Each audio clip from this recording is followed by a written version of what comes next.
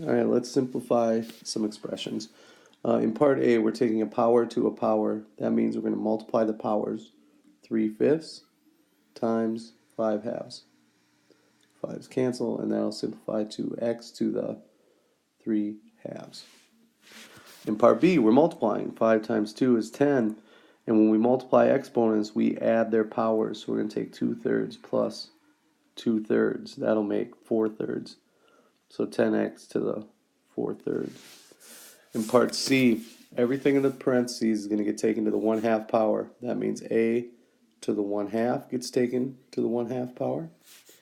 And b to the 2/3 gets taken to the 1/2 power. For each of these, we're taking a power to a power. So we're going to multiply them.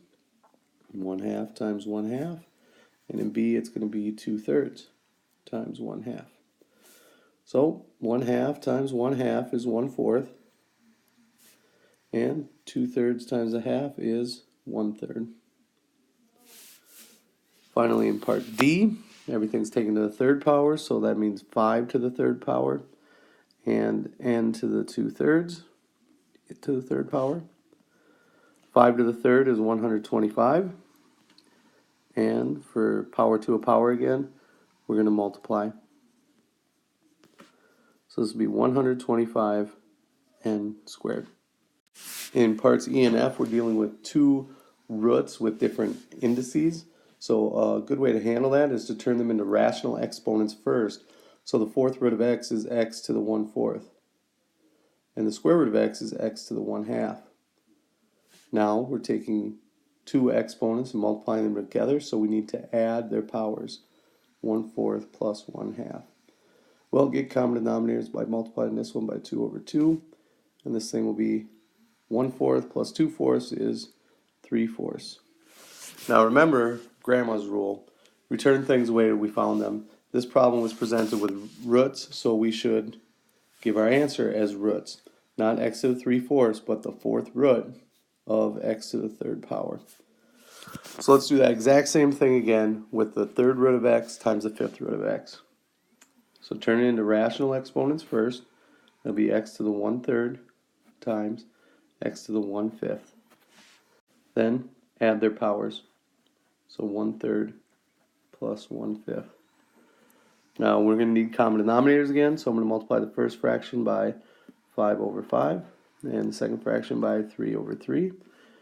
That will give me x to the 5/15 plus 3/15 is 8/15. So x to the 8/15. And again, because of grandma's rule, return things the way we found them. These are radicals, so we should leave our answer as a radical, and that would be the 15th root of x to the 8th power. Part G, again, it's back to these parentheses, so I'm going to take x to the 3/4 to the 3/2 power, and y squared to the 3/2 power.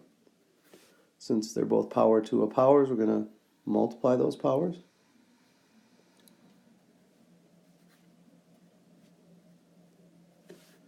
So for x, there's nothing that's going to cancel, so that'd be x to the 9/8. And for y, 2 and 2 cancel, so that'd be y to the 3rd power. In part H, this is a lot simpler than it looks. We don't need to turn it into rational exponents, although you could. One thing that we know is that if I'm taking a root to a power, that's the same as the root of a power. So I just need to square what's underneath the root, the radicand. So that'd be the cubed root of a squared and b squared, which is the cubed root of a squared b to the 4th. Now this looks good because I got rid of the power. It's left as a cubed root, just the way we found it. However, this one term right here is not simplified because I'm taking the cubed root of b to the 4th. We need to take out a group of 3. And how many groups of 3 can we take out of b to the 4th? Well, we can take out one of them. And what we're left with is one more b on the inside. So we can just leave our answer as b times the cubed root of a squared b. These last three radical expressions It's about combining like terms, basically. In part I, we got the square root of 75 plus square root of 12 minus square root of 3. We need to simplify each of those first. So looking at the square root of 75, we notice that that's 25 times 3. And 12 is 4 times 3. So when we take square root of 25, we're left with 5, but we can't simplify square root of 3. Square root of 4 is 2. And now we combine like terms. 5 root 3's plus 2 root 3's, that makes 7 root 3's. And we're going to subtract a root 3, that's subtracting one more square root of 3. So 7 root 3's minus 1 root 3 gives us 6 square root of 3's. Notice that we don't do anything with the root. That square root of 3 stays square root of 3 the whole time. It doesn't cancel, it doesn't multiply or anything like that. We're just combining like terms. So again now, in part J, we need to simplify each radical first.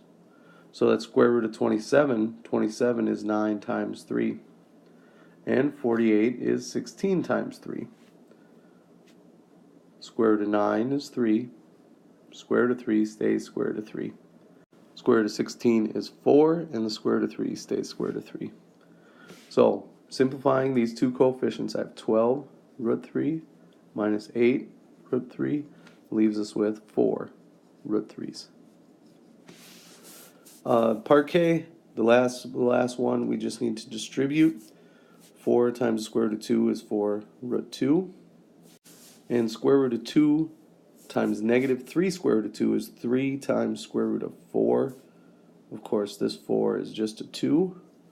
So 3 times 2 is 6. That means our answer is 4 root 2 minus 6.